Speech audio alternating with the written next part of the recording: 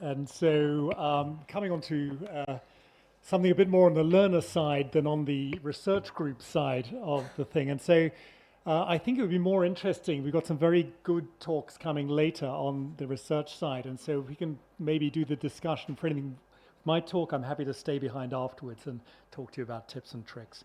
So this is some things that may help you in getting over some of the difficulties with DMEC. And what I would say is watch a lot of video. Every surgeon has something good from their technique that they can steal from your own, okay? There are lots of different ways of doing it, and here are some things that have helped me. Even if you find one thing that helps you, then it's good, okay? So here's preparation, a bit different from the technique that Nidhi just showed us here. We score inside the, a little bit more central to the trabecular mesh work. And what we're aiming to do here is get a nice continuous score with no tags or breaks. And think of an old-fashioned record player with a vinyl. You're moving the graft and you're keeping your right hand on the Sinskey hook, nice and stable. And the main message is it's a light touch. Don't press down too hard. Don't get stuck in the stroma. Then you get a nice continuous score. And then when you do the peel, you don't get tears. Okay, so aim for a light touch and a continuous score. And then on the host side, it's exactly the same thing. It's a light touch and a continuous score. You're trying to stay out of the predecimase layer here and not roughen up the stroma, because one of the things you want in DMEC is what I call a clean landing zone. So it's completely opposite of what we used to do with DSEC, or we used to deliberately roughen the periphery to help the graft stick. You want a clean landing zone. And it's, again, a really light touch, and then just encouraging the edges in before you fold it in. And there's a particular movement to encouraging the edges in, and it's not a radial pull. You don't pull straight into the center. You move, it's a bit like this. It's, can you see a sort of a tangential sweep there? A bit like what I call the Nike sign, you know? You're going along and then you're just teasing in at the end, all right? We're just going to show you that here in slow motion. So going along and then just teasing in a little bit, okay? So it's not a big pull, otherwise you're going to get a tear again. And so, can you see that? That's the Nike swoosh, if you like, all right? But make of that what you like. But don't just pull radially. When you're preparing your donor, leave your trolley with the donor, everything ready. So when you've done your preparation on the host side, you already have everything there. You don't have the nursing team, the patients, the live surgery video photographers outside waiting for you. It's all done, okay? You have the trolley nicely laid out. So do be tidy on your donor trolley when you finish the preparation. Leave everything ready. And then when you're ready to stain, just, you know, dry out a little bit. And my main technique, my main tip for this is to say use dual membrane blue. So not just trypan blue, the dual blue stains that the retinal surgeons use. They give you a much more longer lasting stain. So if you have a difficult case, difficult visualization, then you don't lose the visualization. So fill the cup up, and then when you're tipping this into the donor side, you just kind of pull the stand out from underneath it, and you can put it into what I call the swimming pool there. That's just BSS that you've prepared.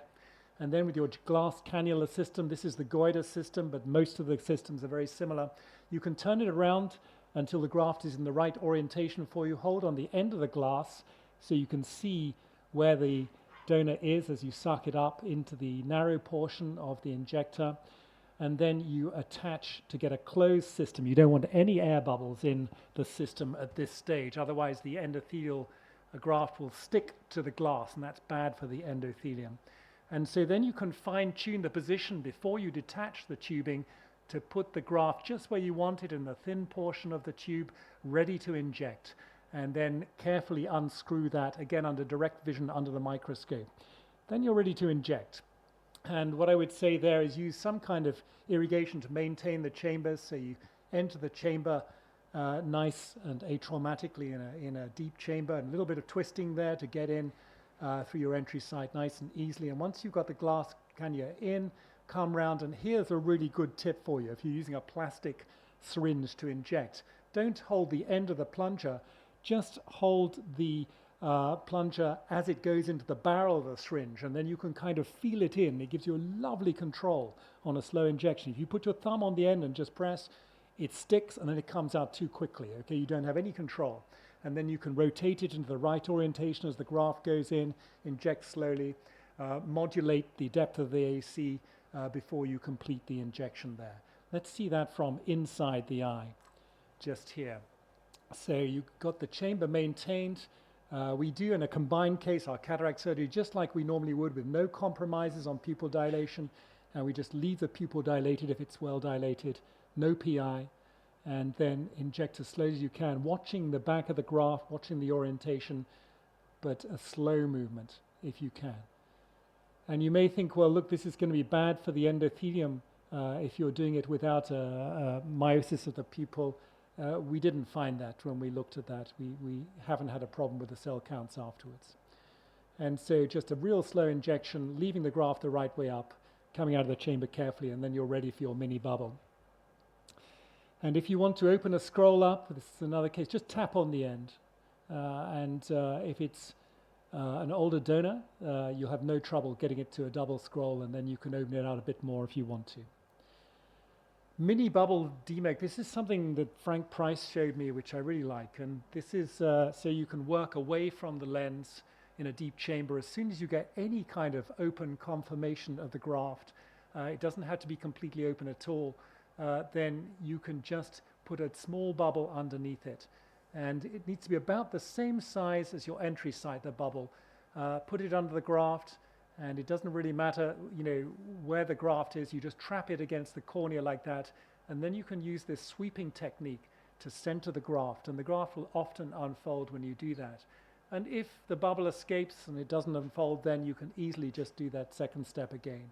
And then you're ready to fill up the chamber to a good pressure and use your air exchange paracentesis, a little vertical one there, to fill the eye to a good pressure, and that helps the graft to stick. So that's mini bubble DMEC. How about a younger case, the kind of donor that Nidhi was showing us just now? This is the worst combination, a younger donor in a vitrectomized eye, a deep eye, and you'll see that it doesn't matter how many times you try and open it in a double scroll conformation, it won't be stable.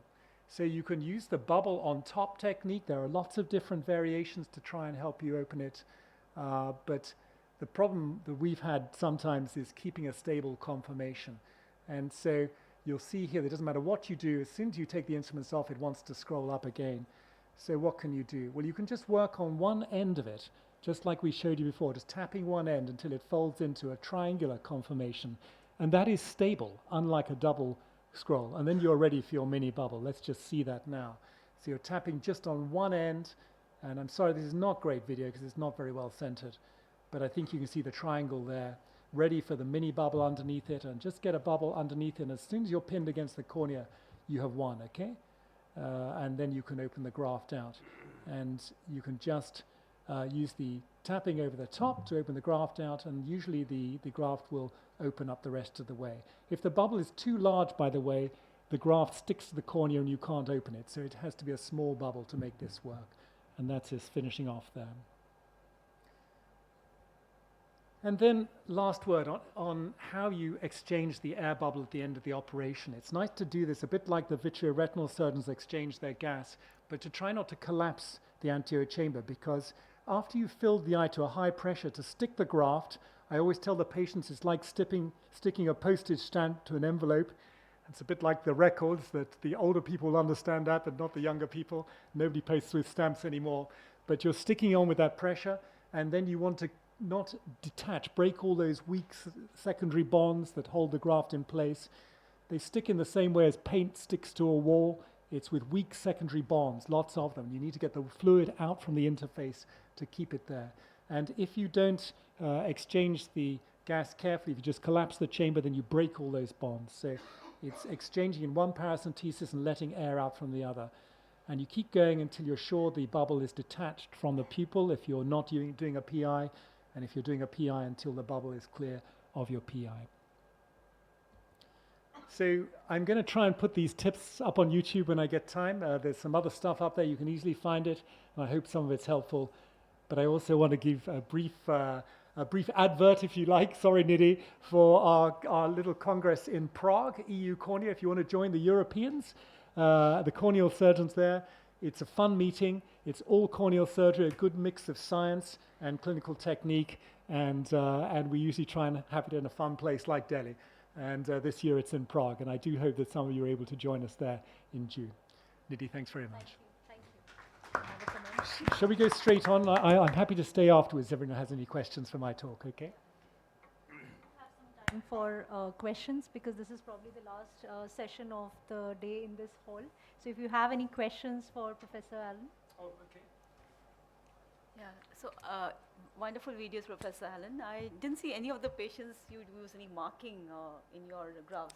You're done away with that, or? I don't, you know, and but I don't want to say that what I'm doing by not marking is right. It's wrong, okay? And for if you're in a learner group, I suggest you do mark anything that helps you, okay?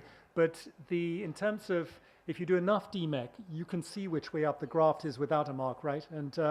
And so when you're confident about that, then you don't need the marks anymore. And similarly on the sizing of the rexus, you kind of know. And but as I say, in terms of the right method to do the technique, yes, you should mark, and yes, you should do everything that keeps your technique the same in every, you know, well controlled. But I think that when you get confident and you've done a lot of cases, you will be comfortable to not mark anymore, you know? Yes, so congratulations, very elegant techniques you showed here on your videos, very impressed. So do you match the donor age with the situation of the anterior chamber, because you showed this case of this very young donor in vitrectomized eye, or you have the chance also to ask the eye bank to get donors of certain ages? Yeah, again, I feel embarrassed because the question implies a level of control over what we are getting in tissue that we just don't have. And we ask, and yes, we have some limits on the donor age, and that's why I was asking how young do you go. But at the moment, I'm afraid in the UK we are short of material, and we operate with what we have, is the answer. I guess, are there any audience questions, or we can go ahead with the next talk, I guess. Thank you, Professor Allan.